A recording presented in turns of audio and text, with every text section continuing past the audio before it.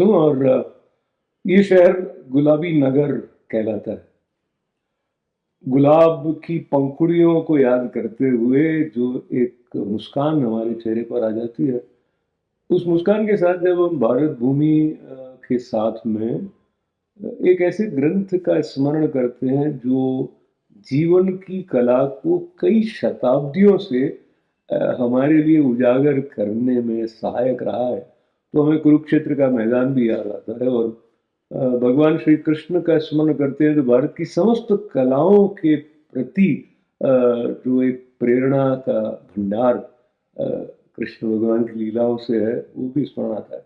और मैं बहुत आनंद के साथ में, और मेरा सौभाग्य है कि मेरे साथ उल्लास भी हैं और अमित भी हैं। तो उल्लास शब्द से थोड़ा सा इधर चले जाते हैं जहाँ हम जीवन के उल्लास की बात करते हैं, तो उल्लास का समर्पण संगीत की तरफ है। अमित चित्रकार के रूप में, कवि के रूप में, चिंतक के रूप में भी अपनी पहचान रखते हैं। और ये दोनों अलग अलग कला माध्यमों के साथ संबंधित होने के साथ साथ भारत का जो मूल स्वर है जिसमें आध्यात्मिक चेतना के मुखरित होने की बात आती है, उससे भी जुड़े रहे।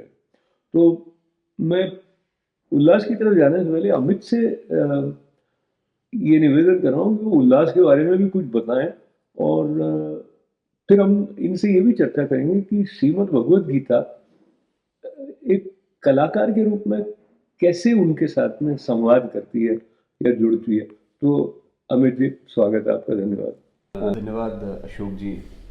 आप सभी का बहुत बहुत धन्यवाद, देखने वालों का धन्यवाद, और सबसे बड़ा धन्यवाद हुल्लास का। तो मैं अपनी बारे में बात करूं उससे पहले मैं आपको हुल्लास से इंट्रोड्यूस करा दूं, हुल्लास के बारे में बताऊं कि सत्सई जैसा कहते हैं कि भाई दीखन में छोटे लगे घाव करे गंभीर।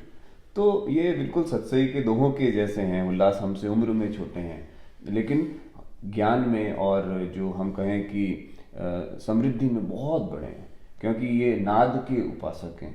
और अगर नाद नहीं होता तो शायद हम और आप यहाँ पे सृष्टि में नहीं होते। तो सृष्टि की जो परिकल्पना भी हम नाद के बिना नहीं कर सकते। दूसरा कि ये स्वर के साधक हैं, और स्वर और संगीत जो एक सम में हमको लेके आता है, सुर में लेके आता है। तो इस हमारे गुरु कहते थे कि सुर के बिना हम सब असुर हैं। तो हुल्लास जैसे व्यक्ति अगर हमारे बीच में है तो हम उस कहीं ना कहीं सुर को पाएंगे। तो हुल्लास एक युवा हम कहें कि एक म्यूजिशियन है, वोकलिस्ट हैं, और किराना घराने से आपका ताल्लुक है। कर्नाटक में जो कुमार मर्दूर बड़े प्रोमिनेंट एक हस्ताक्षर हैं किराना घराने के, साधक हैं म्यूज़िक के, आप उनके शिष्य हैं। आईटीसी कलकत्ता से आपका बड़ा लंबा ताल्लुक रहा है, वहाँ पे आप सीखते रहे, बचपन से सीखते रहे, और अब काफ़ी समय से जयपुर में हैं। घूमते रहते हैं, जगह जगह पे सीखने के लिए जाते हैं, फिर लौट के अपनी जगह पे आते हैं, फिर अपना प्रैक्टिस करते हैं। तो एक प्रोसेस बेस्ड एक व्यक्ति जो प्रोसेस में लगातार तल्लीन है, वो हुल्लास हमारे बीच में, और लगातार हमें उल्लासित करते रहेंगे, मुझे ऐसा लगता है। तो उल्लास, आपका जो परिचय है उसमें जो आपकी गायकी है, वो मुझे लगता है कि उसका प्राण है आपके परिचय का। तो क्यों ना आप हमारे दर्शकों से जुड़ें, और जैसे मैं प्रारंभ में श्री कृष्ण को याद कर रहा था, तो आप मीरा के पद भी गाते हैं। और तो अपने गायकी की जो अगर हमें ऐसा कहें कि जो विशेष भूमि है जहाँ से आप प्रेरित होते हैं, उसका थोड़ा सा उल्लेख करते हुए कोई एक पद, चाहे मीरा जी का, जो भी आपको।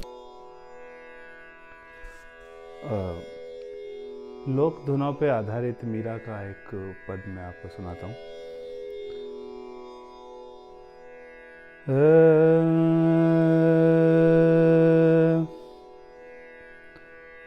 अविनाशी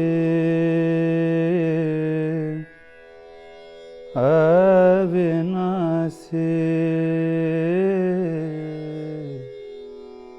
अविनाशी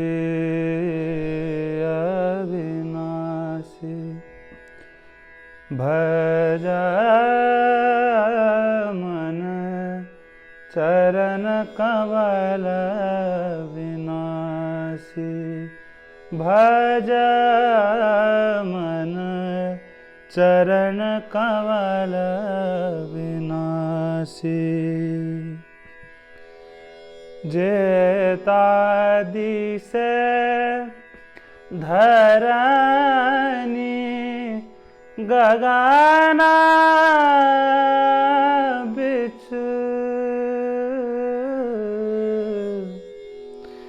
जेता दिखे धरनी गगना बिच तेताई उठ जासी रे तेताई उठ जासी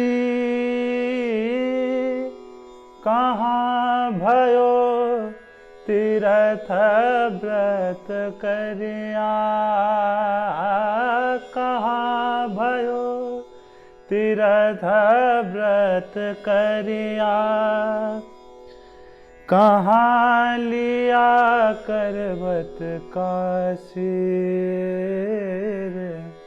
चरण कमल विनाशी इन देहीरो गर्भ ना करनो इन देहीरो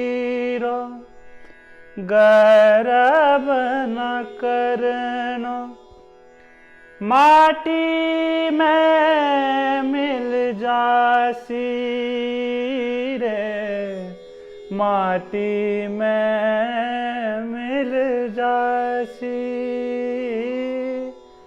यो संसार चहररी बाजी यो संसार चहररी बाजी सांझ पड़ा उठ जासी रे चरण कमल विनाशी हे चरण कमल अविनाशी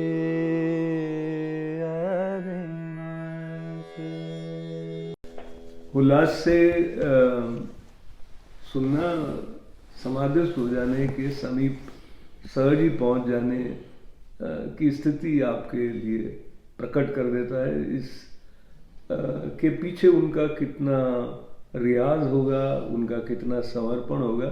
और जैसे अमित कह रहे थे, आयु में वो भले ही कम हो पर बहुत गहराई और बहुत विस्तार है। वो आप दो पंक्तियां उनके मुख से सुनते हैं तो आपको लगने लग जाता है। और उसमें जो पद इन्होंने सुनाया अमित जी, उसमें भी संदर्भ आया कि देह इन देहीरो गर्भ न कर इन देहीरो गर्भ न, तो मतलब देह को ही सब कुछ नहीं मानने वाली बात आई। और जब हम श्रीमद् भगवद गीता के संदर्भ से बात करते हैं तब भी ये संकेत आता है कि आप अपने आप को सिर्फ देह नहीं माने। और ये एक जो त्रुटि अपनी समझ में होती है उसको।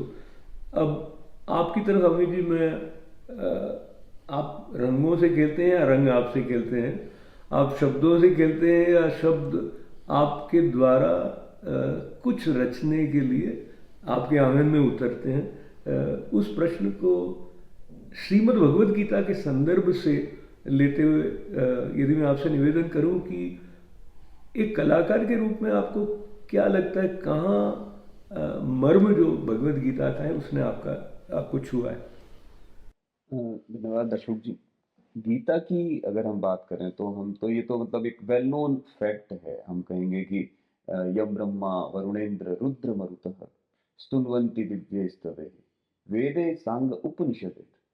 ये तो वेदों और उपनिषदों का जो सार है, हम बार बार इस बात को अनाउंस करते हैं, वो भी गीता बार बार इस बात को कहती है। तो ये उपनिषद का जो एक्सट्रैक्ट फॉर्म में जो भगवान कृष्ण ने हमको बहुत सहज ये भगवत गीता दी है। तो गीता तो इसका जो एप्लीकेशन है, मनीष जी हमारे दोस्त हैं, वो मैनेजमेंट में उनका रिसर्च है कि Gita and management. Shiv Gautam psychology पे गीता की जयपुर गई हैं, बात करते हैं कि साइकोलॉजी या साइकेट्री में गीता कैसे उतरती है। उल्लास म्यूजिक में गीता को बताएंगे। तो कृष्ण ने अलग अलग नाम रूपों में उन्होंने कहा जो कुछ है सब इसी में ही है। तो हमें वो 12वां अध्याय भी याद आता है। बहुत सारे मतलब हर जगह पे गीता का एप्लीकेशन है। ये एक बहुत वेल नोन चीज़ है और ये बहुत एक यूनिवर्सली हम कहें और कंडीशनली, दोनों, जो सत्य के हम दो धरातल मानते हैं, एक कंडीशनल ट्रूथ और एक यूनिवर्सल ट्रूथ, दोनों में बहुत साइंटिफिक टेम्पर के साथ में लॉजिकली, रेशनली एप्लीकेबल होता है। ये पूरी पूरी दुनिया मानती है इसको। लेकिन मुझे जो प्रेरणा मिलती है, अगर मैं अपनी बात कहूँ, तो जो हम बात कर रहे थे सुबह, कि एक जो गीता का श्लोक है, कि मुझे लगता है शायद कर्म योग से वो कहीं न कहीं डिराइव्ड है, कि विहाय कामान्य सर्वान् पुमांश्चरति निष्पृह निर्ममो निरअहंकारो शशांति अधिगच्छति। तो आर्ट जो है, आर्ट अध्यात्म की पहली सीढ़ी है, ऐसा रविंद्र शर्मा जी रोज कहते थे, गुरु जी। तो आर्ट जो है वो अध्यात्म की पहली सीढ़ी है, और गीता हमको बार बार निर्ममो निरअहंकारी होने का सबब याद दिलवाती है, कि कलाकार को, आप कोई भी कला के प्रैक्टिशनर हैं, किसी भी तरीके के, या कोई मनुष्य जीवन में है, तो हम निर्ममो निरअहंकारी, तो निरअहंकार, अहंकार से रहित बने। उसके बाद में जो आपूर्यमाणम अचलम प्रतिष्ठम, ये जो श्लोक आता है, ये श्लोक अपने आप में हमें जब परिस्थितियां हिलाती हैं, तो उसमें आपको ये आपूर्यमाणम अचलम प्रतिष्ठम, ऐसा अचल हो जाना है, पर्वत के समान एक कलाकार को रहना है। आपूर्यमाणम अचलम प्रतिष्ठम समुद्र वापम प्रविशन्ति यत्र, समुद्र के समान गहरा, छलकने न वाला, कितनी भी गहरी नदियां आपके पास में आए, आप उसको समाहित कर लें। जीवन जो है, जो जैसा स्वामी विवेकानंद ने भी कहा, कि सारी धाराएं आके और आप उसके अंदर होते हैं। तो जो हमारी संस्कृति का जो सीधा रिफ्लेक्शन है, आपूर्यमाणम अचलम प्रतिष्ठम समुद्र मापम प्रविशन्ति यत्वर तद्वत् कामाय प्रविशन्ति सर्वे सशांति न काम न स्वशांति में आपनोति न काम। आपनोति न काम। तो ये बार-बार जो इस तरीके के श्लोक हैं, ये मुझे प्रेरणा देते हैं कि भई मुझे एक आर्टिस्ट के रूप में कैसा रहना है, और ये बहुत इम्पोर्टेंट ये बहुत सारा धन्यवाद अमित जी के लिए। और उल्लास जी, आप ने जब निरहंकार की बात सुनते हैं, संगीत भी समर्पण की साधना है, और इस समर्पण की साधना के संदर्भ में जब हम भारतीय शास्त्रीय संगीत की बात करते हैं, तो मेरे जैसे लेमैन के पास में ऐसा संकेत आता है कि एक बहुत स्ट्रक्चर्ड वे में शास्त्रीय संगीत आपको स्वरों के साथ प्रवाहित होने के लिए उसकी अपेक्षा होती है। और तो एक तरफ वो अनुशासित होना, उस अनुशासन को सीखना, वो एक साधना है, और दूसरी तरफ है इस गणित से परे हो जाना, जो मिस्टिकल है, जैसे अभी आपने पहले गाया था। तो ये दोनों सहज ही संतुलित होते रहे आपके लिए, या उसमें कभी आपको कोई एक विशेष प्रयत्न करना पड़ा, या उन बारीकियों को किन्हीं गुरु के चरणों में बैठकर विशेष समझना पड़ा? इस बात को बताते हुए कोई एक और जो रचना आप सुनाना चाहेंगे? शास्त्रीय संगीत का अनुशासन हमें उस स्वतंत्रता के लिए प्रेरित करता है। एक अनुशासन में रहते रहते एक राग जब हम शुरू करते हैं, वो बहुत एक छोटे रूप में हमें दिखती है। फिर उसको साधते हैं, फिर वो एक समुद्र की तरह फैलती क्या बात। है ना? तो वो अनुशासन हमें उसका विस्तार करता है, राग का, या तो वो अनुशासन बड़ा एक इम्पोर्टेंट पार्ट है इस प्रोसेस का। तो और ये स्ट्रक्चर मूर्त और अमूर्त का एक बैलेंस है, दोनों का एक बैलेंस मानता हूँ मैं इसको, कि और अमूर्त इसकी अनुभूति है राग की, कि राग का एक स्ट्रक्चर है, लेकिन कल्पना और उसका एक्सपीरियंस तो हर गायक का या हर श्रोता का अपना अपना है। तो एक बैलेंस ही इसका मेन एसेंस है, मेन प्रोसेस, जो इन दोनों चीज़ों का, अनुशासन का और स्वतंत्र विचार का, दोनों चीज़ों को बैलेंस करते हुए ही। और ये जो मिस्टिक, हर कलाकार प्रयास करता है कि कुछ नया खोजें, कुछ अलग खोजें। वैसे मैं नहीं मानता कि कुछ अलग खोज सकते हैं, सब कुछ हो रखा है ना? हम तो इस जो जो काव्य है, मीरा का काव्य, दादू का काव्य, उसके सामने एक शरणागत हो सकते हैं। उसको पढ़ते-पढ़ते वो संगीत खुद एक उजागर करता है खुद को, वो उन पदों में इतना संगीत है। तो हम एक भक्ति भाव से उसको पढ़ सकते हैं और फिर वो अपने आप आता है। जना आ आ रे तनु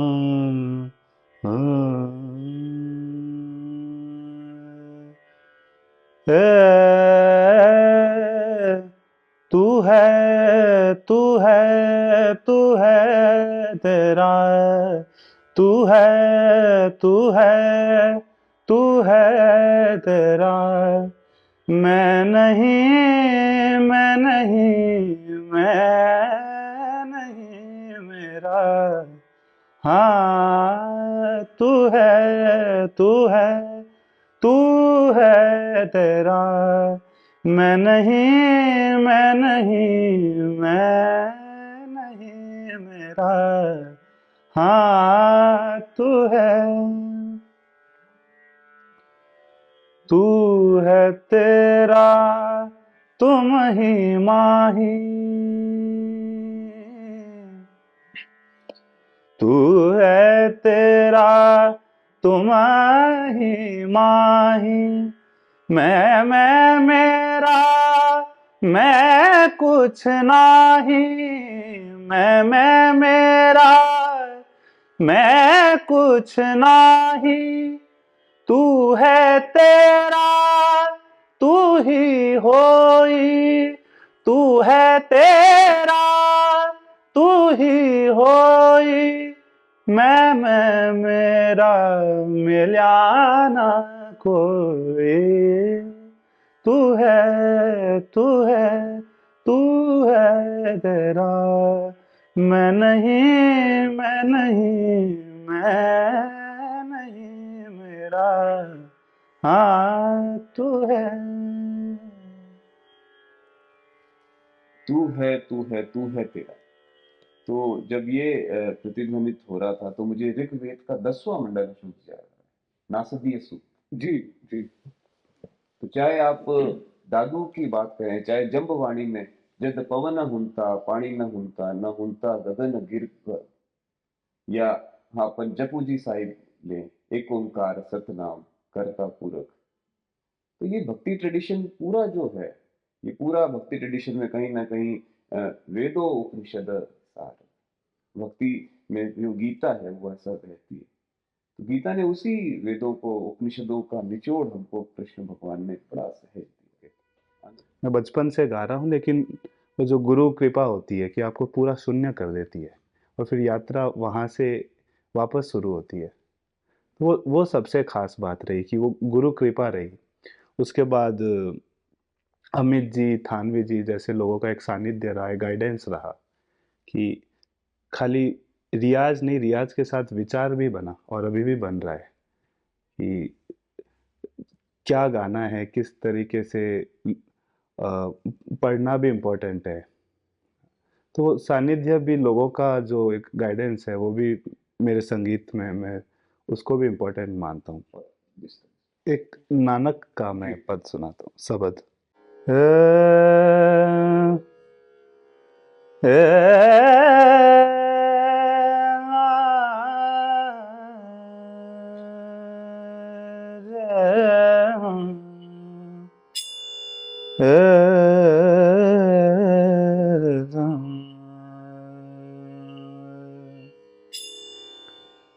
ठाकुर तुम शरण आया, ठाकुर तुम शरण आया, उतर गयो मेरे मन का संसार, उतर गयो मेरे मन का संसार, जब ते दर्शन पाया, ठाकुर तुम शरण आया, ठाकुर तुम शरण आए, शरण आया, शरण आया,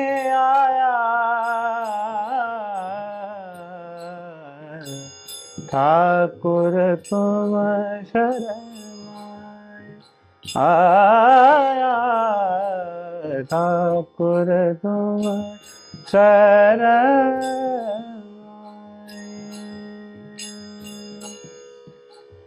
अनबोलत मेरी व्यथा जाने, अनबोलत मेरी व्यथा जाने, अपना नाम जपाया, हाँ अपना नाम जपाया, ठाकुर तुम शरण आए, शरण आए, ठाकुर तुम शरण आए। कहे गुरु नानक, गुरु नानक,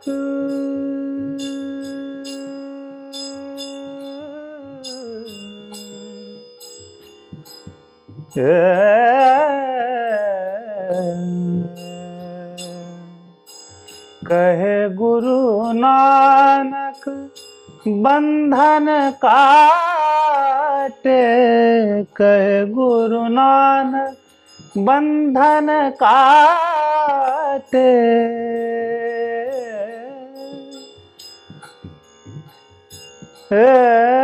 सतगुरु आन में लाया, हाँ सतगुरु आन में लाया,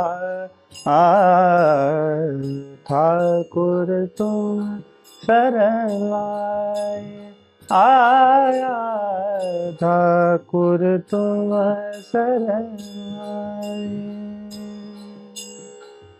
उतर गयो मेरे मन का संसार, उतर गयो मेरे मन का संसार, जब ते दर्शन पाया, ठाकुर तुम शरण आए, ठाकुर तुम शरण आए रे, ठाकुर तुम शरण आए, आया।